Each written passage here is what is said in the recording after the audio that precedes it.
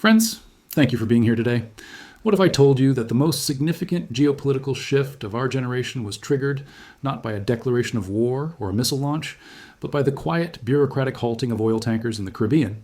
And how would your understanding of global stability change if you realized that the economic collapse of a regime in Latin America was merely the opening gambit in a high-stakes currency war designed to dismantle the dollar ADS dominance? To understand the gravity of this moment, we must look past the headlines and dissect the invisible mechanisms of power that are currently reshaping the world order.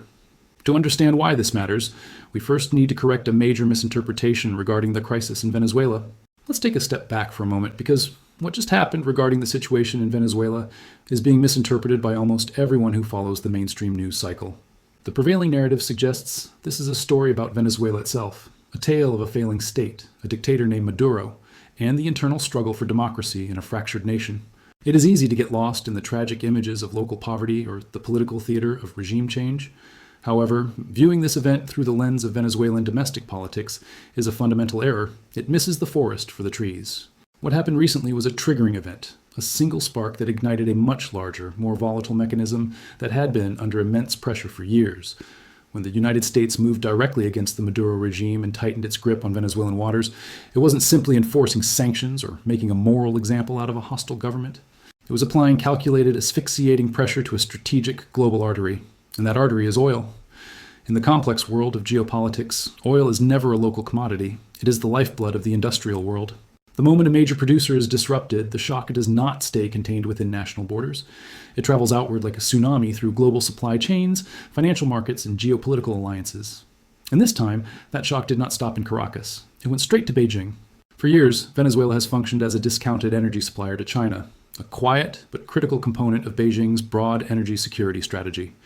When Washington escalated its actions against Maduro, it didn't just target a government it considers hostile. It disrupted a flow of resources that China depends on. That is the precise moment where this situation crossed the threshold from a regional tension into a global confrontation. Now, we need to look beneath the surface at the mechanics of modern economic warfare. The public narrative surrounding this event talks about cartels, corruption, or regime stability. Those explanations are surface-level distractions. Beneath them lies a far more consistent and ruthless pattern of American power projection. Every time the United States wants leverage, it doesn't start with tanks or infantry divisions. It starts with choke points. It starts with the invisible infrastructure of global trade. Shipping lanes, insurance markets, port access, compliance checks, and naval presence control the movement of energy, and you control the tempo of entire economies. The move against Maduro fits that pattern perfectly. By exerting pressure on Venezuelan exports, the United States effectively weaponized uncertainty. This is a concept that is crucial to grasp.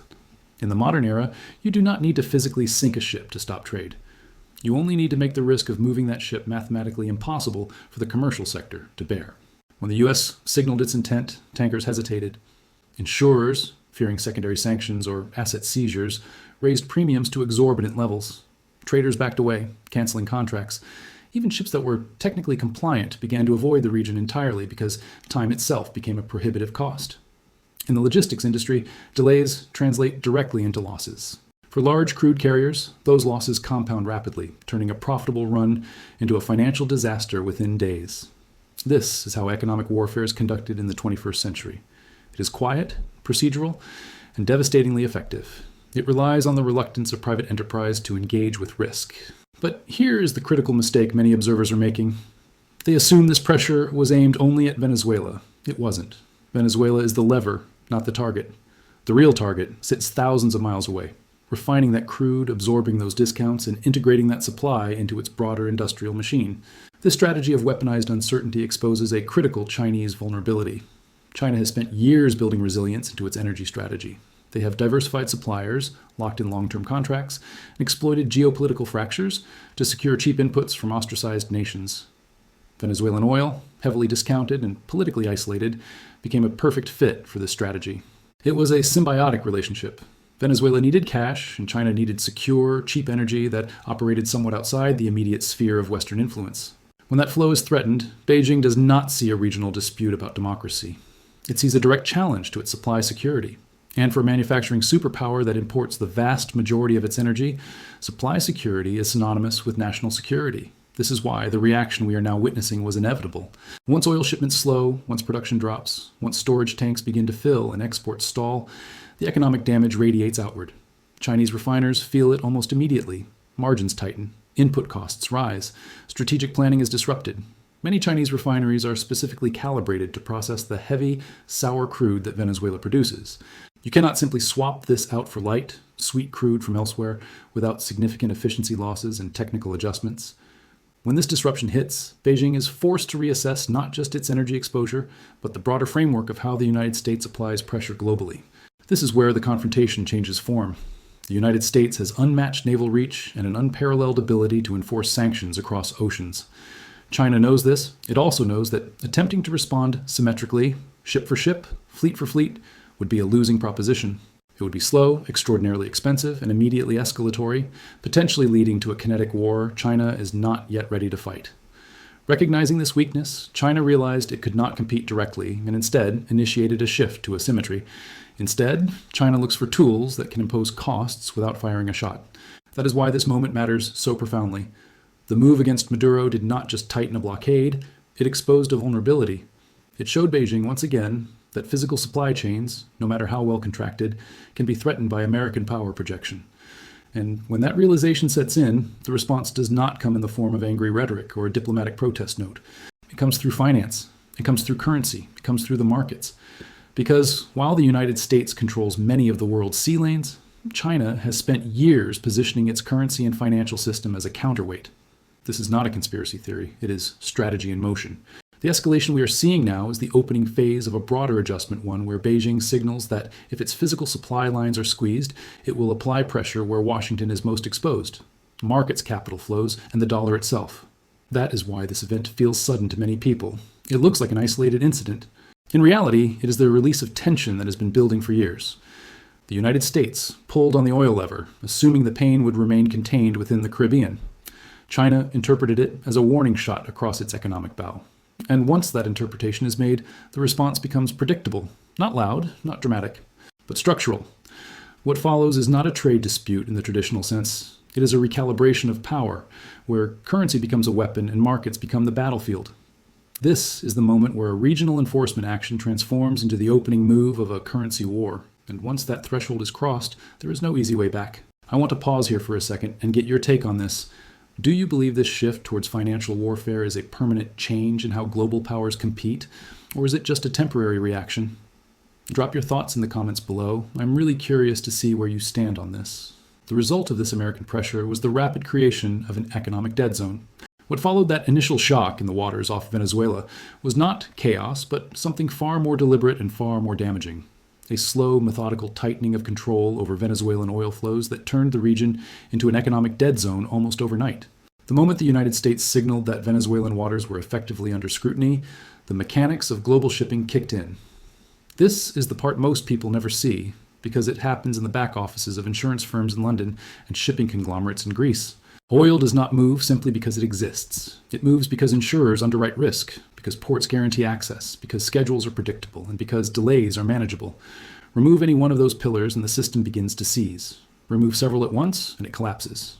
By enforcing checks, signaling potential seizures, and maintaining a visible naval presence, Washington didn't need to intercept every tanker. It only needed to inject enough uncertainty to make participation irrational. Shipping companies operate on thin margins and tight timelines. A single day of delay for a large crude carrier can translate into tens of thousands of dollars in losses. Multiply that across multiple days, inspections, rerouting, or idle waiting, and the economics stop making sense. The result is self-enforcing. Ships turn away before they are ever stopped. Traders cancel contracts before penalties are even discussed. Insurers raise premiums or quietly withdraw coverage. What looks like a blockade on paper becomes something more powerful in practice, a market-wide refusal to engage. This is how modern enforcement works. It does not rely on constant force. It relies on incentives and fear. As this pressure mounted, the effects inside Venezuela were immediate. Oil production fell sharply, not because wells suddenly dried up, but because storage became the bottleneck. When exports stall, tanks fill. When tanks fill, production must slow or stop. There is no alternative. Oil cannot simply be stockpiled indefinitely, especially in a system already strained by underinvestment and decay. But the consequences of this dead zone did not stay local. They created a devastating ripple effect on China. Every barrel that failed to leave Caracas was a barrel that failed to reach a refinery elsewhere. And for China, that absence mattered far more than the headlines suggested. Chinese refiners are not just buyers, they are planners. Their operations are built around predictable flows, long-term discounts, and carefully managed margins. Venezuelan crude, sold at steep reductions due to sanctions and isolation, had become an integral input. When those shipments slowed or stopped, it was not merely an inconvenience. It was a disruption to cost structures, supply forecasts, and energy security calculations. This is where the United States' tactic reveals its broader ambition. By squeezing Venezuelan exports, Washington was not simply punishing a regime, it was demonstrating that it could still reach deep into global supply chains and apply pressure at will. The message was unmistakable. If oil moves by sea, it moves under American oversight. And that message landed in Beijing with absolute clarity. The problem for Washington is that this approach, while effective in the short term, carries a strategic cost. It forces counterparties to adapt. China, watching tankers hesitate and production fall, does not see a temporary disruption. It sees a vulnerability that must be neutralized. And neutralizing that vulnerability does not mean trying to outmatch the U.S. Navy ship for ship. It means reducing exposure to the system that makes such pressure possible in the first place. This is why the situation escalates beyond oil so quickly. Energy is the trigger, but finance is the response. Before the long-term strategic response could fully form, the markets entered an intermediate phase of volatility and risk. As Venezuelan exports choke off, global oil markets begin to reprice risk. Fewer barrels on the water tighten supply expectations. Volatility creeps in. Prices react not just to actual shortages, but to the perception of fragility. Traders begin to factor in geopolitical premiums. This feeds directly into inflation expectations, interest rate assumptions, and broader market sentiment. Suddenly, a regional enforcement action is influencing asset prices far beyond Latin America. At the same time, the enforcement itself becomes more complex. Shadow fleets emerge. Ships change flags. Paper ownership shifts through shell entities. Tankers play jurisdictional games, repainting hulls and altering registries to slip through gaps in enforcement. Each of these maneuvers raises the risk of miscalculation. A wrong boarding, a misidentified vessel, a diplomatic incident involving a third party. The system becomes a high-stakes game of cat and mouse on the open sea. And while that drama unfolds, the underlying cost continues to rise. The U.S. Navy spends more to maintain presence. Taxpayers absorb the burden. Deficits widen. The price of global policing becomes more visible, even as its necessity is rarely questioned in Washington. This brings us to a critical observation from Beijing ES perspective, the fiscal Achilles heel of American power. The United States can enforce these blockades, but it does so at enormous financial and political cost. Every patrol, every inspection, every extended deployment feeds into a fiscal structure already under strain. High deficits are not an abstract concern. They translate into higher interest rates, heavier debt servicing, and growing dependence on foreign capital. And this is where the logic turns. If the United States insists on using physical power to control supply chains, it exposes itself financially. That exposure is the opening China has been waiting for. Because while Washington focuses on ships and sanctions, Beijing prepares its response in a domain where the United States is far less insulated. Currency and capital markets do not require fleets. They require confidence. They require participation. And they can shift far faster than any naval buildup. The tightening of Venezuelan oil flows, therefore, is not an isolated pressure point. It is the first visible stress fracture in a much larger structure. As production falls and shipments stall, China absorbs the signal and recalibrates. It recognizes that cheap energy secured through geopolitics can be interrupted by geopolitics. And once that realization sets in, the imperative becomes clear. Reduce vulnerability, counter pressure, and shift the battlefield. This is the moment where the confrontation quietly leaves the water and enters the balance sheets. The oil blockade does its job, but it also accelerates the transition to a new phase of conflict, one where the levers are financial, the weapons are currencies, and the consequences ripple through markets rather than ports. It is at this precise juncture that we witness the fundamental transformation of the conflict. What looks like an energy squeeze is, in reality, the prelude to something far more destabilizing, because once finance is pulled into the equation, every investor, every pension fund, and every central bank becomes part of the battlefield, whether they intend to or not. At this point, the dynamic changes, because what began as pressure on a sanctioned producer quietly transforms into a strategic collision with a far larger power. The United States may frame its actions as enforcement against a hostile regime, but from Beijing's perspective, the signal is unmistakable. A critical energy artery feeding Chinese industry has been deliberately constricted. This is where the miscalculation emerges. Venezuela is not economically significant to Washington, but it is operationally significant to China. For years, Chinese refiners absorbed the risk that Western buyers would not touch, locking in supply at deep discounts and integrating that crude into long-term planning. That arrangement was never ideological. It was pragmatic. Cheap energy is oxygen for a manufacturing economy, and Beijing treated Venezuelan oil accordingly. When that flow is disrupted, the loss is not just measured in barrels, it is measured in leverage. Discounts vanish, refining margins compress, strategic optionality shrinks, and more importantly, the precedent is set. If the United States can throttle one politically isolated supplier today, it can do the same to others tomorrow. That realization fundamentally alters China's risk calculus. What makes this moment particularly dangerous is that it exposes a structural asymmetry. The United States can afford to squeeze Venezuela without meaningful domestic cost. China cannot afford to ignore disruptions to its energy inputs. The imbalance tempts escalation. Washington sees an opportunity to apply pressure at low cost. Beijing sees an unacceptable vulnerability that must be addressed. This is how localized enforcement actions metastasize into systemic confrontations. The oil did not just stop moving, it revealed who depends on whom. As production inside Venezuela dropped sharply and exports stalled, Chinese buyers were forced to adjust in real time. Alternative supplies are not switched on overnight. Contracts take time. Logistics are complex. Quality matters. Venezuelan crude is heavy, and refineries configured for it cannot instantly substitute lighter grades without efficiency losses. These technical constraints are rarely discussed, but they matter enormously. Energy systems are not plug and play, they are optimized over years. Disrupt that optimization and costs ripple outward. From Beijing's vantage point, the United States had effectively imposed an energy tax on China without passing a single tariff. That is the strategic error. By tying enforcement so tightly to oil flows, Washington dragged China directly into the conflict. And once China is involved, the confrontation can no longer remain contained. Rather than retreating, Beijing's logic dictates a necessary shift to counterpressure. This is where the narrative of cartels, seizures, and sanctions becomes irrelevant. The real issue is that an American action against Maduro crossed an invisible line. It transformed a bilateral pressure campaign into a multilateral stress test of global supply chains. Beijing does not respond emotionally to such tests. It responds methodically. The first step is diagnosis. Where is the vulnerability? The answer is obvious. Physical supply routes controlled or influenced by American power. The second step is mitigation. How do you reduce exposure to those routes? Stockpiling helps, but only temporarily. Diversification helps, but alternatives carry higher costs. The third step is counterpressure. If you cannot immediately secure the physical flow, you apply pressure where your opponent is exposed. This is the logic that drives the next phase. Washington may believe that it is simply enforcing rules, but Beijing interprets the move as a warning about the future. If tensions rise further, oil flows from any politically sensitive region could be weaponized. Latin America today, the Middle East tomorrow, shipping lanes always. For a country that imports the majority of its energy, this is not an abstract concern. It is existential. This is why the response shifts away from oil itself and toward the broader system that governs global trade. China cannot outpolice the oceans overnight, but it can reshape incentives within markets. It can influence capital flows. It can adjust currency policy. It can make holding dollar-denominated assets less attractive at the margin. These are not dramatic gestures. They are cumulative, and they are far harder to counter once set in motion. The United States, by contrast, remains focused on the visible theater, ships turning away, production falling, pressure mounting on a sanctioned regime. What it underestimates is the downstream effect of signaling.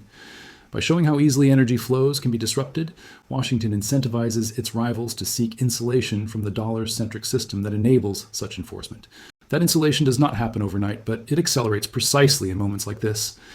As Venezuelan oil exports dry up, Chinese planners are forced to confront a hard truth. Dependence on discounted, politically vulnerable suppliers carries hidden risks, but dependence on a system policed by a strategic rival carries even greater ones. This is where the confrontation becomes structural rather than tactical. It is no longer about whether a specific tanker reaches a port. It is about whether China can tolerate a world in which its industrial engine can be throttled by decisions made in Washington. The answer, inevitably, is no. And so the focus shifts from reacting to this disruption to preventing the next one. This counterpressure is not just about survival. It is about building a new financial architecture. That prevention does not begin with fleets or bases. It begins with financial architecture. The United States can block ships, but it cannot easily force the world to hold its currency if alternatives become more attractive. It can sanction vessels, but it cannot prevent capital from seeking refuge elsewhere if confidence erodes. By pushing too hard on the oil lever, Washington inadvertently highlights the fragility of its own position. It reminds the world that American power, while immense, is expensive to maintain and deeply intertwined with debt, deficits, and foreign capital inflows. China understands this linkage better than most. It understands that every additional naval deployment, every extended blockade, and every escalation in enforcement feeds into the fiscal strain of its rival. And fiscal strain creates openings. The situation, therefore, is no longer linear. Pressure on Maduro leads to pressure on oil. Pressure on oil leads to pressure on China. Pressure on China leads to pressure back on the United States, not at sea, but in markets. This chain reaction is not accidental. It is the predictable outcome of a system where energy, finance, and power are inseparable. The mistake was assuming the chain would stop at Venezuela. It won't. It can't. Because once a major economy perceives that its core inputs are being targeted, it will respond in the domain where it holds leverage. And in this case, that domain is monetary. The stage is now set for the confrontation to move decisively away from tankers and ports and into exchange rates, capital flows, and the long-term contest over which currency anchors the global system. The oil war was the spark. The currency war is the fire that follows. As the confrontation widens, we must look at the geopolitical map and the reality of choke points. The geography of power becomes impossible to ignore because oil is not just produced and consumed, it is moved, and the movement itself is where leverage concentrates. Every major supply route that feeds China runs through narrow corridors where control matters more than volume. This is the structural reality Beijing has been forced to confront again. Venezuelan oil is only one stream, but it is emblematic of a larger problem. Whether crude comes from Latin America, the Middle East, or Southeast Asia, it must pass through choke points that are monitored, influenced, or directly patrolled by the United States and its allies. The Strait of Hormuz, the Suez Canal, the Malacca Strait, these are not abstractions on a map. They are pressure valves. When Washington tightens its grip in one region, the signal is global. The message is not just that a shipment can be delayed or seized, but that access itself is conditional. From a strategic standpoint, this creates a form of permanent insecurity for any country whose economy depends on imported energy. China understands this more acutely than anyone. Its manufacturing base, its export engine, and its domestic stability all rely on uninterrupted flows of raw materials. When the United States demonstrates that it can disrupt those flows indirectly, without declaring war, and without crossing obvious red lines, it forces Beijing to rethink the entire architecture of its rise. This is where the situation stops being about Venezuela altogether. The blockade, the inspections, the naval maneuvers, they are not just tactical actions. They are rehearsals. They test how far pressure can be applied before resistance emerges. They test how markets react, how allies respond, and how rivals adapt. For China, watching these rehearsals is deeply unsettling. It confirms what Chinese strategists have warned about for years, that physical supply chains are vulnerable to American power projection in ways that cannot be fully mitigated through trade agreements or diplomacy alone. This geographical vulnerability highlights the crushing fiscal weight of American power. This realization has profound consequences. It means that even if China diversifies suppliers, even if it secures long-term contracts, the underlying vulnerability remains as long as the movement of goods depends on routes dominated by a rival. That vulnerability is not theoretical. It is being demonstrated in real time. As U.S. naval presence expands under the banner of enforcement and security, the cost of maintaining that presence grows. Fleets require funding, bases require upkeep, personnel require salaries. All of it is financed through debt. Washington can justify these costs politically by invoking national security, but economically they accumulate. Each deployment adds to the fiscal load. Each escalation compounds the deficit. This is the trade-off at the heart of American power. It can project force globally, but doing so is extraordinarily expensive. China does not need to match this projection ship for ship to benefit from that reality. It only needs to let the costs mount. From Beijing's perspective, the Venezuelan episode reinforces a long-standing conclusion. The United States uses control of logistics as a weapon, but that weapon weakens its own financial position over time. This is the asymmetry China seeks to exploit. While Washington invests trillions in maintaining dominance over sea lanes, Beijing invests in positioning itself to absorb, redirect, and eventually capitalize on the financial fallout. The naval buildup underway in the United States is often framed as a response to rising threats, but it is also an admission. An admission that securing global supply chains requires overwhelming force.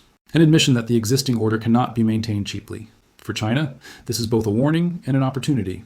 The warning is obvious. If tensions escalate, physical disruption of supply chains becomes a real risk. The opportunity lies in the second-order effects. High military spending feeds into higher deficits. Higher deficits feed into heavier borrowing. Heavier borrowing feeds into greater dependence on capital markets. And capital markets are sensitive to confidence, yields, and currency stability. This is where the battlefield shifts decisively. The more Washington relies on force to manage global flows, the more it exposes itself to financial pressure. Beijing does not need to provoke a direct confrontation to exploit this. It can simply prepare to apply pressure where it hurts most, quietly and incrementally. The Venezuelan oil blockade accelerates this preparation. It underscores the urgency of reducing reliance on a system where access can be denied by naval power. It also underscores the importance of making alternative systems more attractive. This is why discussions of shipping routes quickly bleed into discussions of currency regimes. If China cannot fully secure every physical choke point, it can work to ensure that the financial system those choke points serve is no longer unipolar. A world in which trade is settled, assets are held, and reserves are diversified across currencies is a world where American enforcement carries less weight. And this fiscal strain is exactly what accelerates the strategy of eroding dollar dominance. This is not about overthrowing the dollar overnight. It is about eroding its exclusivity at the margin. Each incremental shift matters. Each percentage point of trade settled outside the dollar reduces the reach of sanctions. Each bond issued and held in another currency reduces exposure to U.S. financial pressure. The United States understands this in theory, but its actions often accelerate the very dynamics it seeks to prevent. By leaning heavily on naval power and sanctions, it incentivizes alternatives. By making access to energy and trade conditional, it encourages counterparties to seek insulation. The Venezuelan case is a textbook example. What began as pressure on a small, sanctioned producer has evolved into a reminder that physical dominance comes at a financial cost. China watches this unfold and adjusts accordingly. It does not need to announce its intentions. It signals through policy shifts, regulatory changes, and market cues. Investors, always attuned to subtle changes, begin to notice. Currency expectations shift, capital flows respond. None of this happens overnight, but once the process begins, it is difficult to reverse. The global system is highly sensitive to perceived stability. If confidence in the dollar-centric order wavers even slightly, the effects ripple outward. The irony is that the United States, by attempting to demonstrate strength through control of supply chains, may be weakening the foundations of the very system that underpins its power. This is the strategic dilemma now coming into focus. Physical dominance versus financial sustainability. Short-term leverage versus long-term confidence. Venezuela's oil was never the prize. The real contest is over which system the world trusts when pressure mounts. And as naval deployments expand and enforcement actions multiply, that contest is moving closer to a tipping point. The stage is being set for a confrontation that will not be decided by who controls the seas, but by who controls the rules, the reserves, and the currencies that govern global exchange. We can see this strategy playing out in real time through the signal of a strong UN. What happens next is subtle enough that most people miss it, but it is precisely here that the balance begins to tilt. While attention remains fixed on tankers, blockades, and naval movements, Beijing activates a far quieter instrument, one that operates not through force, but through expectation. This is where currency enters the picture, not as a technical adjustment, but as a strategic signal. China does not announce a currency war. It never needs to. Instead, it allows the market to see what it is willing to tolerate, and just as importantly, what it is no longer willing to suppress. For years, Beijing carefully managed the value of its currency to support exports, absorbing criticism from Washington about manipulation and unfair advantage. That posture made sense in an environment where growth depended on price competitiveness. But the context has changed. When the United States applies pressure through energy supply chains and sanctions, the cost-benefit analysis shifts. Cheap exports matter less when access itself is threatened. What matters then is resilience, capital attraction, and leverage. This is why the signal of a stronger Chinese currency is so important. It tells markets that Beijing is prepared to sacrifice some export advantage in exchange for broader strategic gains. Allowing the currency to appreciate does several things at once. First, it directly pressures U.S. markets by altering capital flows. A stronger currency makes Chinese assets more attractive to global investors, particularly at a time when the dollar is weighed down by deficits, debt issuance, and rising interest costs. Money is opportunistic. It moves toward yield and stability. When investors see a currency backed by a state willing to defend it and an economy willing to absorb inflows, they respond. Second, a stronger currency undermines one of Washington's core arguments. For years, U.S. officials have accused China of exporting deflation through artificially cheap goods. Appreciation blunts that accusation. It allows Beijing to say credibly that it is letting market forces work. That alone weakens the political case for tariffs and trade barriers among U.S. allies. Third, currency strength enhances China's ability to acquire real assets. When your currency buys more abroad, everything from commodities to infrastructure to companies becomes cheaper. This matters enormously in a world where tangible assets are increasingly scarce and strategically valuable. Gold, energy projects, mining operations, logistics hubs all become more accessible when your purchasing power rises. This moves us to the final and perhaps most critical frontier of this conflict, the resurrection of tangible value. While the digital realm of wire transfers and currency exchanges dominates the daily news, a far older form of money is quietly returning to the center of the geopolitical stage. China's strategy is not just to replace one paper currency with another. That would simply be trading a dollar hegemony for a yuan hegemony, a hard sell to a skeptical world. Instead, Beijing is hinting at a return to collateral. If the United States' armed power is backed by the full faith and credit of a government that is deeply in debt, China is positioning itself as the champion of a system backed by hard assets, energy, raw materials, and gold. This is the Petro-Yuan strategy in its mature form. By launching yuan-denominated oil futures contracts in Shanghai that are effectively convertible into gold, China is offering oil producers a way out of the dollar trap. It is saying to Venezuela, to Iran, to Russia, and increasingly to Saudi Arabia, you can sell us your oil, get paid in our currency, and if you don't trust our currency, you can immediately swap it for physical gold. This mechanism bypasses the U.S. banking system entirely.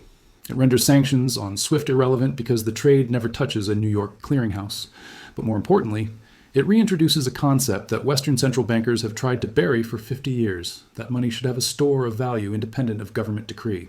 The implications for the global South are staggering. For decades, emerging economies have been forced to hoard U.S. dollars to pay for energy imports and to defend their own currencies. This created a perpetual demand for American debt, keeping U.S. interest rates artificially low and allowing Washington to run massive deficits without immediate consequence. But if energy can be bought with yuan or gold or a basket of BRICS currencies, that artificial demand evaporates. We are already seeing the cracks in the dam. Central banks around the world bought more gold in the last 2 years than at any time since the 1960s. This is not a coincidence. It is a vote of no confidence in the weaponized dollar. They are preparing for a world where sovereign assets can be frozen by a political decision in Washington. And in that world, the only safe asset is the one you physically control. This brings us full circle back to the tankers off the coast of Venezuela. That blockade did not just stop oil, it broke the psychological contract of the dollar system. It proved that the dollar is not a neutral utility like the internet or the ocean. It is a political leash, and once nations see the leash, they start looking for the scissors. This creates a paradox that Washington seems unable to resolve.